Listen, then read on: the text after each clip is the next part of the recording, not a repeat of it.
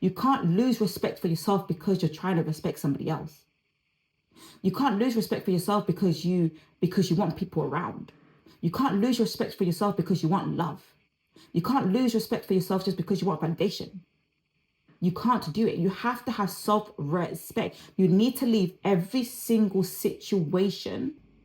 Hey, beautiful people, welcome back to my little corner of the internet. My name is Sababel for those who don't know and are new here. And on this channel, I literally talk about becoming your best self, mindset shift, personal development, faith, and everything in between.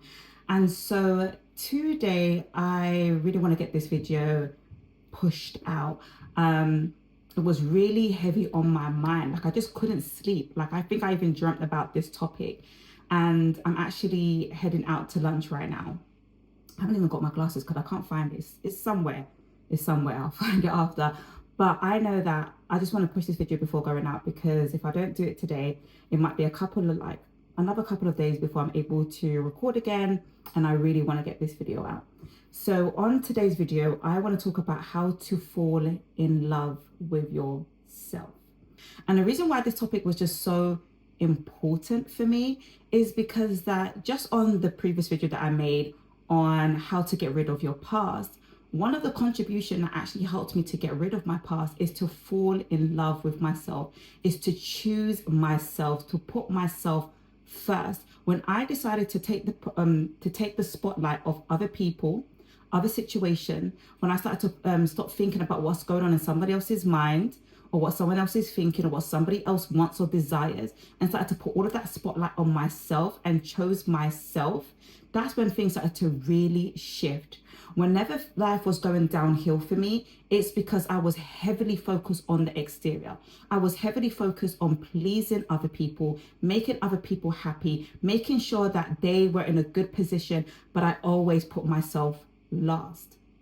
And for so many of us, we have always wanted for somebody to put us first, for somebody to consider us, for somebody to make decisions around what is best for us, for someone to literally be our best friend, for somebody to love us and validate us. We have waited for somebody to give us something so we can feel good about ourselves. But for many of us, that never actually came. For many of us, when we were growing up, we were told to consider other people, to make sure that other people were happy.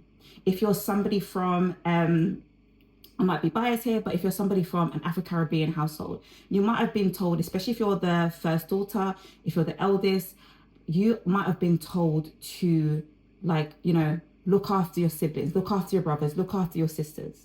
You were your parents' little helper. You were the little mum of the house. And so you were taught that everybody's needs come before your own. And so you took that same ideology of self-care or self-love or self-worth, and you started to adapt that as an adult. So when you started to grow up, that's continued. You continued to make sure that everybody was happy, that you knew what people needed before they even said it. You helped out before somebody even asked. You knew what would make somebody happy just by being in their presence and picking up the clues. But that didn't help you to learn how to love yourself and to put yourself first. For many of us, we've grown in a situation where people have made decisions that have put you in harm's way, that has hurt you, that has caused you pain. They have made decisions that have put you and your rest of your family in danger. You always felt as if you were the second best and never the first. Or you might have even felt as if like you were unseen, that you were ignored, and that everything else mattered around you, but the focus was never on yourself. And when you haven't been taught to actually put the spotlight on yourself, you grow up with a low self-worth. You grow up with a lack of a lack of self-esteem. You grow up believing that you are not worthy and that you are not deserving. But that's all going to change. And you're going to learn by the end of this video on how to fall in love with yourself. The same way that you've probably had crushes and you have fallen in love with ex-partners, or maybe if you've got a partner now, how you have fallen in love with them, you're going to learn to fall in love with yourself. First of all, why we don't fall in love with ourselves. Just like I mentioned in the beginning of the video, is that sometimes we are taught to put other people's needs above our own. So like I said, that maybe you were the firstborn or the first daughter or the middle child, whatever your situation is, or whatever part of where you lay in your family, that you were taught that everybody's needs mattered. That if, always make your siblings happy, your parents happy, you always have to, present yourself in a good way, that you have to appear in a particular way. You always got taught to not be yourself. So instead of actually being your authentic self, you started to become somebody else. Second of all, you grew up in a really dysfunctional family. And so when you live in a family dynamic which is healthy, parents teach you to become yourself. They teach you, they get to know who you are as an individual. So you're not a collective. Like if you have lots of kids, or if there's lots of kids in your family, you've got lots of siblings, every single person is encouraged to be themselves. They're encouraged to bring out their quirks or their uniqueness, and then it's get fostered. And so parents are usually supposed to actually encourage you to show up as all that you are. But if you grow up in a dysfunctional family, sometimes you were compared to your siblings. That, oh yeah, like here's your sister, she does this, she does that. Oh, look at your brothers, they're smart in this particular way. Or look at your cousin, they're getting good grades, or they're well behaved. And so you grow up in that kind of dysfunctional way of comparing yourself and never really being happy with who you are, because you're always being told that you can be better or do better. Third of all, you wasn't allowed to get to know yourself. So just like I mentioned, that instead of actually being encouraged to be your unique self, to bring out your quirks, to bring out who you are, if you like a particular genre of music, or you like to be dressed in a way, or if you like certain hobbies or activities, that they're not shunned, and you get to explore that. And in those phases where you are learning to explore yourself, you're learning to get to know yourself even more. So you actually start to, as you grow up and you grow older, you start to realize that, oh, okay, then like, I like art, I like music, I don't like sports, I'm actually a musical person, I actually am more of an introvert, I'm actually more of an extrovert, and you learn to know yourself more deeply, more intimately, because you were able to explore the different facets of who you are. But when you don't get that opportunity, or you're being denied that, when somebody tells you, oh, you cannot like those particular subjects or those hobbies, that you have to like this, that, or the other, you then start to get confused, because then you start to do things that are out of your norm, out of your comfort zone, or even out of your desires, and you do things that will make other people happy instead. And then you get to grow, and then you grow up and you become this person that actually becomes performative, instead of actually becoming the person that is just living in their own truth. So how do we come out of this space where you don't actually like yourself, or you don't actually love yourself? Because like I mentioned, it's such a dangerous place to be in a position where you don't love yourself, because it determines the way that you see yourself, the way that you love yourself determines what you're going to go after. It determines what you think you deserve, what you think you're worth. It determines how you see yourself. You might see yourself as somebody who, I'm only deserving when I achieve. And so if you come to a point in your life when you're not achieving, maybe you've lost your job, or you're not in the same status that you were once before, you don't know the same amount of people, or people in certain places, you start to determine that is your worth, and then you feel low about yourself. On another note, there are reasons why people find it hard to go on the journey of loving yourself, because when most people hear falling in love with yourself or putting yourself first, there's a misconception that when you love yourself, you're automatically going to start hating everybody around you. You're automatically going to start being somebody who is selfish, or somebody who just thinks about themselves, or somebody who would never lend a hand or never lend out help, or just become this person that's very self-conceited and very self-absorbed. But that's not the true meaning of putting yourself first, and that's not the true meaning of actually falling in love with yourself. I have come to realize that when I put myself first, when I make sure that my cup is full, when I make sure that I have a healthy way of relating to people, a healthy way of a healthy view of myself, I'm able to show up in the world with more love, with more grace, with more mercy, because I took the time to actually realize I am also human. I'm also somebody that deserves compassion, deserves love, deserves grace. And then when I've taken the time out to really get to know myself, I'm able to extend that so more freely. I'm able to trust more easily. I'm able to give myself with no bounds. And of course, boundaries, guys. But I'm able to no longer be in my head and become logical, but I'm actually able to be in my heart and actually go into the world more freely. And that wasn't always the case for me. That wasn't always the case for me, for somebody who actually was able to trust more, or be compassionate, or be merciful. I was always one of those people that was skeptical, and I always put people first. The way that I even related to people was actually really unhealthy. I developed people pleasing. I developed being a caregiver. I developed overextending myself to get love and to get validation, and to actually feel worthy of certain things. And so when I didn't put myself, I actually was in a deficit all of the time. And instead of actually showing up in the world full, that's probably how you might be showing. If you're somebody that realized that I haven't fallen in love with myself, but I've realized that I buy people's love and affection. I buy people's time. I buy people's care for me. I overdo so that they can see me as worthy. I overextend myself with money, with my finances, with my time, with my resources, so they can see me as valuable, so they don't leave me. And that is a dangerous place to be, because then you don't actually know if people are actually in your life because of the things in which you continue to provide, or for the fact that you were actually you. And you deserve to actually show up in the world knowing that people are with you because of who you are. So one way, I've gone into I've gone through a season where God taught me in an isolation season last year.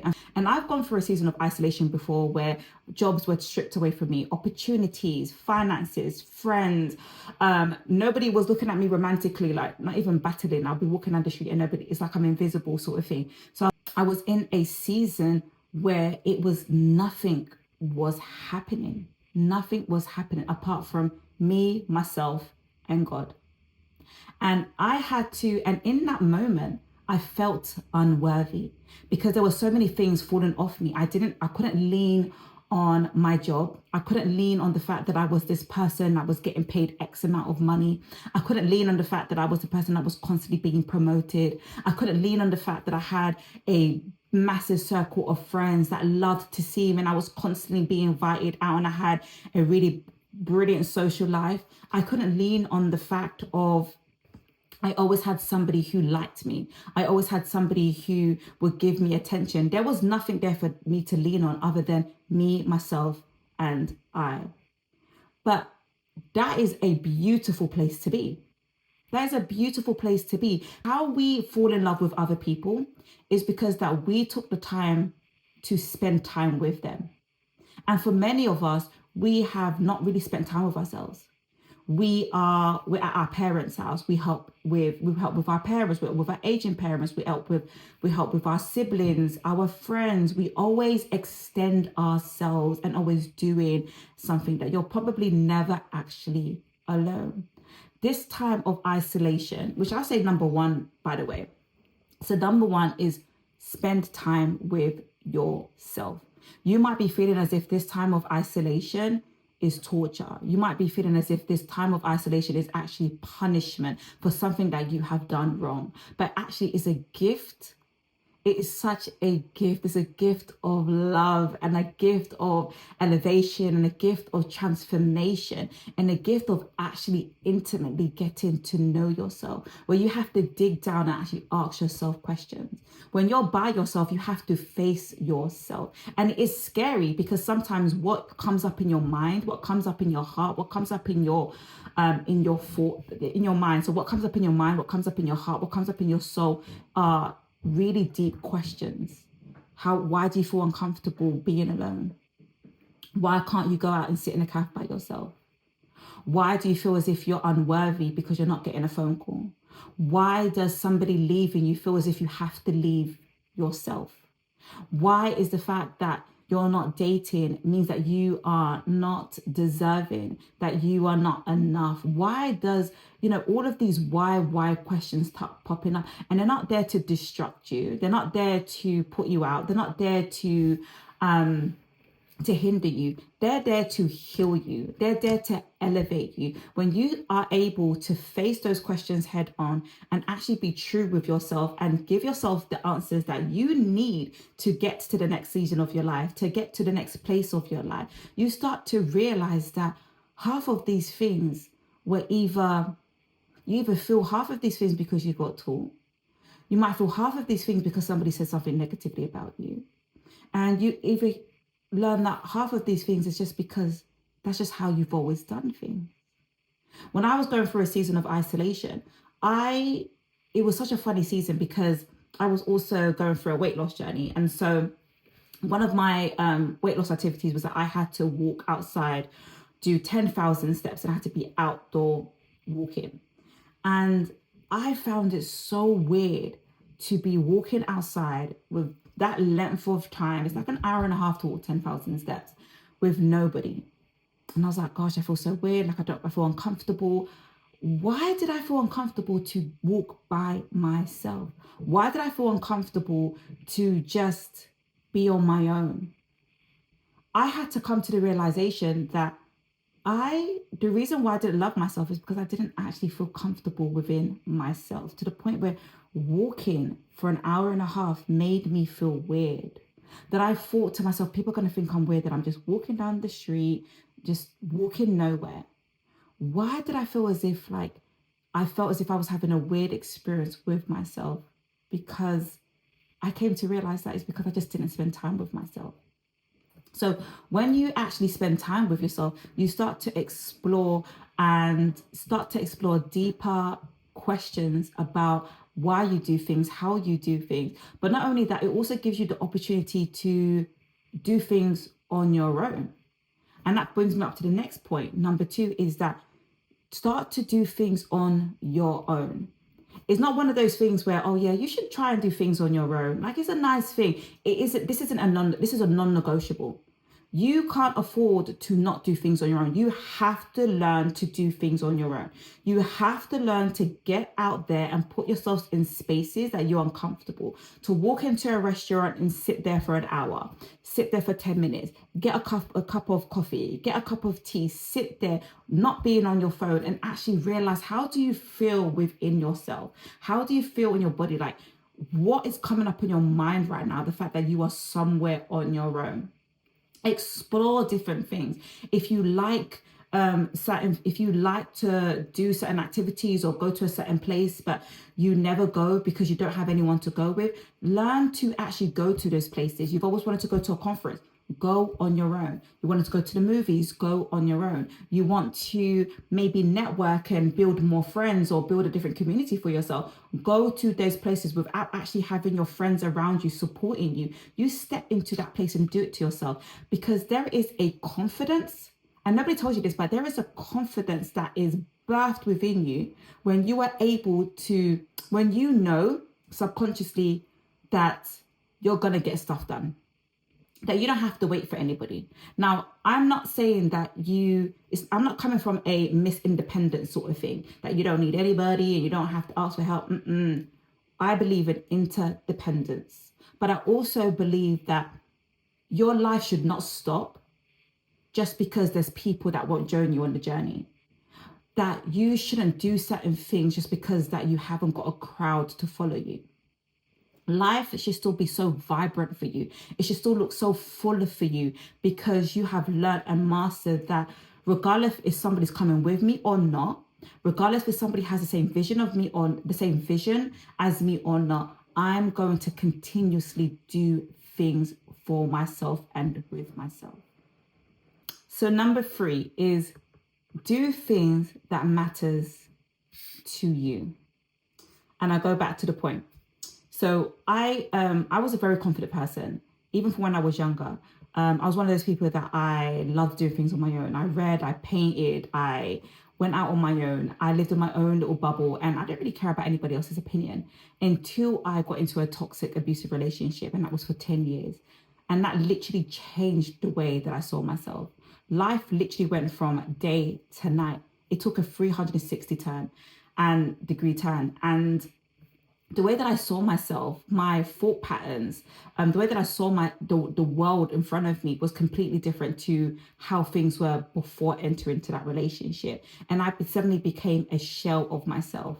However, because I was always put into places where I always had to be out of my comfort zone, I still did things and were able to pick up things and learn them very easily. I was still able to be put under pressure and still thrive. I was still able to do things for other people and make the best out of it. But looking back, I realized that I was doing things that did not matter to me. And that's why people believed that I was confident. They was just like, oh yeah, but look at the way that you show up in your work. Look at the fact that you are able to execute this and that. Oh, that you're able to resource this and that. But I weren't doing things that mattered to me. Everything that mattered to me was put on the back burner because I had developed people-pleasing tendencies, that I became a caregiver, that I overextended myself. Everything that I was doing, everything that showed my capacity or showed what I was able to do or showed or listed me as confident were things that mattered to other people. Everything that mattered to me did happen. I never pursued my hobbies or the things that I liked, because I was now afraid of showing my true self. I was afraid of going after my gifts and my talents because I was put down. I was put down about the things that I liked. I didn't believe that I was even deserving to chase them. And so all the things that mattered to me, I just wasn't chasing them. And so although it appeared as if I was confident, I wasn't actually confident because I wasn't doing things that mattered to you. So you have to come to the point where start to do things that matter to you.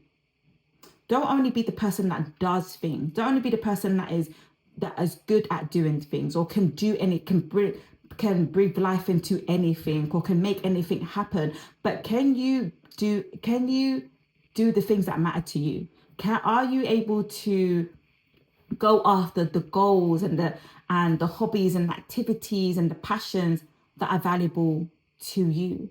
Because that is where you will breed so much confidence. And it doesn't matter how big or small it is. Maybe you're somebody that just like volleyball, and maybe people are going to think that you're weird. Like, why? Who does volleyball? But you like it. So then you end up joining a team of people that you can do volleyball every single day, like every single week, and gather up together and do it together. I'm trying to make a point. Or you're somebody that likes art. Like I loved art when I was younger, and I actually did become an artist for a couple of years. I actually did photography, and I was a freelance photographer for a couple of years. But when I got into that abusive relationship, he had so many negative things to say about myself that he literally took away that joy and passion that I had for my artistic side, my creative side. And I put that to the ground. That I even started to chase things that, yes, looking back on that, they're still me. Like I ended up going into finance and going into the corporate space, and I love that aspect of me. But I'm a creative, and I allowed that to die within me because of what other people said. And then I started to shift and mold myself into what would seem as acceptable. There's a part of me that died when I put those things to death. And just like you, there might be a part of you that's actually dead because you are not picking up the things that make you feel alive. There is a reason why you are somebody who loves maths, or somebody that loves art, or somebody that loves dancing, or somebody that likes baking. There is a reason why you have that passion and the next person doesn't have it, because that's what brings you, that's what brings you to life. That's what lightens up your life. And so start to actually find out, what do you like to do, and go after those things. Fourth as well is that remove yourself from situations that disrespect you. Like I said, I was in an abusive relationship, and when I came out of that, I did not see the world in the same way. I no longer saw myself as worthy. I no longer saw myself as good enough. I always felt as if, like, if anybody wanted to be my friend or wanted to hang around with me, like, I was so lucky. Oh my gosh, like, I'm so lucky. Like, these people want to be my friend. These people want to be near me. And I never qualified people coming into my life. It was just like, oh my gosh, you want to be with me? Like, come in, come in, come in. And I ended up not only attracting, because I believe that whether, if you're an amazing person, if you're a bad person, you're going to attract all sorts of people. Now, what you allow is what you is based on your belief system. So not only was I attracting toxic people, I was allowing them into my space because I believed that I was worthy of them. And so I found myself going through a continuous cycle of toxicity, where in situationships after situationships, abusive people after abusive people, people that took advantage of me, people that robbed me, people that lied to me. And I didn't understand why. And also, although I didn't like to be in those situations, those friendships, those romantic relationships, I could not bring myself out of it, because something in the back of my mind said that this is what I deserve. This is what I deserve because of X and Y that's been spoken over me, X, Y people thought of me, X, Y what I've done, the mistakes in which I've done. And I told myself that this is kind of like what I deserve. This is what I deserve. I deserve to be spoken to that way or be treated in that way. I might not have said it outwardly to myself, but I definitely had it in my thought process. I had that in my subconscious mind that this is what I can get, and I should be happy about getting this. But then it came a shift when I realized that I didn't have to be here anymore. I didn't have to be with these people. I could be alone and be more happy than being in this situation. And that included family, friends that I've had for 20 plus years, family, parents, all of that stuff. There was a time in which I literally was just like, I'm sorry, you cannot be in my life. You cannot be in my life. You cannot be in my life. You cannot be in my life. You cannot be in my life. And it was because I started to realize that I allowed people to disrespect me. And some of them, it wasn't even their fault. They didn't know that they were disrespecting me. It's just that they had always interacted with me in a particular way. They always spoke to me in a way or treated me in a way. And I never had a problem with it. Or maybe I did have a problem with it, but I never had anything to say about it. I allowed them to do it because I believed that that was what I was worthy of. I believe that this is the treatment that is for me, right? And so they didn't even know. So when I started to shift and ask for more respect and, to be treated well, bring up my boundaries, the guns came out, like the guns were like blazing, like, do you know what I mean? Like the fist came out, and so many people didn't know how to handle me or treat me because I was asking for these normal things that came up as boundaries. They didn't understand that. Why do you suddenly want respect? Why do you suddenly want to be treated right? Why do you suddenly mean that, well, I can't take money from you and not borrow it back? I can't say shut up to you. I can't call you an idiot. I can't demand for you to love me and for me to not give you commitment. They didn't understand that. And for many of you, I believe that you might be wanting things and even be asking people of things, but people don't know how to give it to you because they're so used to disrespecting you. But you need to realize that you can't keep people in your life that are prone or are just wanting to disrespect you. You can't lose respect for yourself because you're trying to respect somebody else. You can't lose respect for yourself because you want people around. You can't lose respect for yourself because you want love. You can't lose respect for yourself just because you want validation. You can't do it. You have to have self-respect. You need to leave every single situation that disrespects you and put you down. If they can't reciprocate, you have to let them go. If they can't talk to you in a respectful manner, you have to let them go. If they always bringing up your past, you have to let them go. And it's going to be scary because for a season, I had no friends. I was just like, oh my gosh, am I going to be alone forever? Like, I'm just cutting everybody off, but I have to do it because in staying in that disrespect and staying in that toxicity, I was getting sick. I was getting sick by breathing in the fumes that they were giving to me. Being in their environment was making me sick. And for some of you guys, you know you're not supposed to be in certain situations. You're not supposed to be talking to that family member or be friends with that person or be in that romantic relationship because your body will tell you that it's not good for you. Some of you guys are getting autoimmune disease and getting hives and getting constant coughs and colds and all of these things that your body is presenting to you that, hey, I don't feel safe here. This is not good for me. But you're not listening to the cues. You're not listening to how your body is trying to tell you that this is no longer for you. But the moment that you start to respect yourself and take yourself out of those situations, you start to realize that it is scary, but there's so much more. And if you are in a situation where you want to start cutting people off or you want to start moving differently, but you're afraid, take this as your evidence that better things will come. Better things will come sooner than you think. It might not be everything in one go.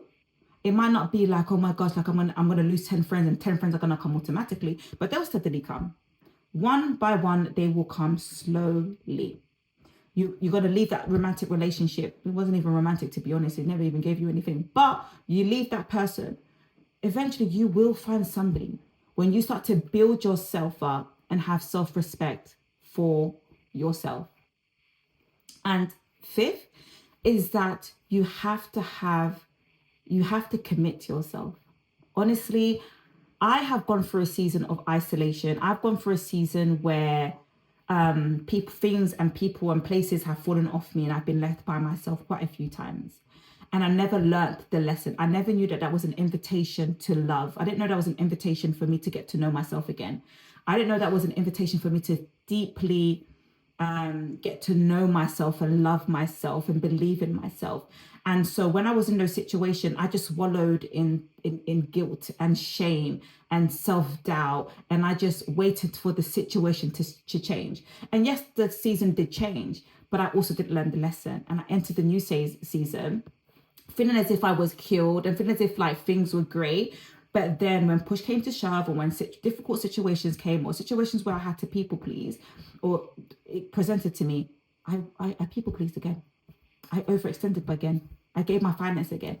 I allowed people to disrespect me again because I didn't learn the lesson or I didn't take the opportunity to love myself and get to know myself in those times of isolation. And so in this season, I made commitments to myself so I can build self-trust. And one of the things, like I said, I was also going through a weight loss journey that I lost, I think I've lost like 18 kg. What's that? 42 pounds. Still got like 2 more kg to go. But I'm so pleased with myself. So happy with myself. So proud. But anyway, I made a commitment with myself that I will go walking every single day. And that might, to some people, they might be like, just walking. I made a commitment to go walking by myself because in that period of time, I was severely depressed. I was severely just sad. And I actually had no hope. And it was a difficult time for me. But I told myself, I'm going to commit myself to go walking every single day, my 10,000 steps. And there are times in which I will go out walking and I'll just cry. I was just so sad. But I told myself that I'm going to go. There are days in which I woke up and I was like, I don't want to get out of bed. I just don't have any hope in me. But I made that commitment to myself that I was going to go. You guys, somebody out there needs to make a commitment to themselves. Tell themselves, I'm going to drink 2 liters of water every single day. Because I know that's what's best for me. I'm going to pray every single day. I didn't say I have to go and pray for 2 hours. But I'm going to pray every single day. I'm going to pray for 5 minutes because I know that's good for me. I don't trust God anymore. I don't believe that he has good plans for me, but I know that that's just me talking, but I'm going to pray every single day. I am going to take my vitamins every single day. Yeah, it's long or whatever, but I'm going to take it every single day. Do something small for yourself that you are able to commit every single day, and do it until it becomes a part of you, because there is something inside of you that doesn't trust yourself, doesn't trust itself. There's something inside of you that, because it's like, oh, that tells you subconsciously that, oh, you're gonna let me down the way that our dad let us down, or those friends let us down, or that partner let us down. We're also going to let ourselves down. And that's why it can't trust you. And that's why you can't love yourself, because you tend to let yourself down. So you have to commit to something and tell yourself that I'm going to do this no matter what. Small, whatever, and then start to gradually build themselves up. It got to the point where I had to, oh my gosh, I had to turn off my phone sometimes. I'm like, because I know that someone's going to call me and be like, oh, can we do this? And can we do that? And can you help me do this? I said, oh, no, I'm going for my walk. Some people be like, you're going for your walk again. You're going for your walk again. You're still going for your walk. I said, yeah, I'm going for my walk. Yeah, this one walk of mine, I'm going for my walk. Do you know what I mean? But this walk was more than a walk. You drinking those 2 liters of water is more than drinking 2 liters of water. You taking your vitamins is more than just taking your vitamins. This is you saying to yourself that I love myself and I know this is good for me. I know this is good for me. And so I'm going to do this. I want to earn your trust. The same way that when we enter into a relationship and we want that partner of us to earn our trust, your heart is wanting to earn, like, your heart wants to learn to trust you too. You have to earn your heart's trust again.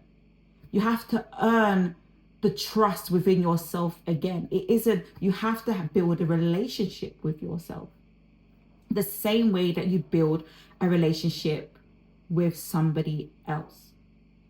So again, like, the reasons why falling in love with yourself is so important, and I'm going to say this, that I've never been more in love with myself than I have before. And I'm saying this because I can't believe I'm doing YouTube. Like, I think I've said this in my videos before. That is something that's always been in my heart before, and I just couldn't do it. But I value what I like. And this is what I want to do. And this is what God told me to do, and I'm doing it. But not only that, like, the moment I knew that I loved myself is when I said, when I was going through that difficult time, and somebody asked me, like, hey, do you want to come around and do this and do that or whatever? And I said, no, thank you. And I wasn't doing much. I was going for my walk, and I knew I was going to cry, and I knew I was going to be sad. And I still said, no, thank you. And they were going to go out, and we was going to go out, we was going to drink, and we was going to have lunch, and I was going to be with company. You know? And this was somebody that actually ghosted me for months. All of a sudden calling me out of the blue, oh my gosh, I haven't seen you in a long time, blah, blah, blah, blah, blah, blah. Like, come out with me. And I said, no, thank you. The walk was more important to me. Me committing and staying with that commitment was more important to me. And that's when I said, oh, you love yourself, you know. And I was so proud of myself, and I wanted to cry in that moment. I wanted to cry this moment. And I want you to fall in love with yourself, because it is going to be the foundation to everything you do. Everything you do and everything you get. The same way that you look at somebody else and you put them on a pedestal, you need to put yourself on that pedestal. You need to be that person on first place in your life. Because when you decide to start putting yourself as first place, doors will open. Situations will start to appear. People, the quality of people that will enter into your life, you're going to be shocked. because you decided to respect yourself, to love yourself, and to put yourself first. So again, I hope that, because this was so impromptu, so I hope that what I said in this video makes sense. And I just hope that whoever's watching this is that if you don't love yourself now, I just want you to know that you are loved. You are loved. You are loved. And I hope that you fall in love yourself the way that you are falling in love with these celebrities out there and that crush that you see out there. That you are your number one love. So again, if you liked this video, tell me what you will be taking from this video, what you will be implementing, and also subscribe, people. But thank you. I'll see you till next time. Bye.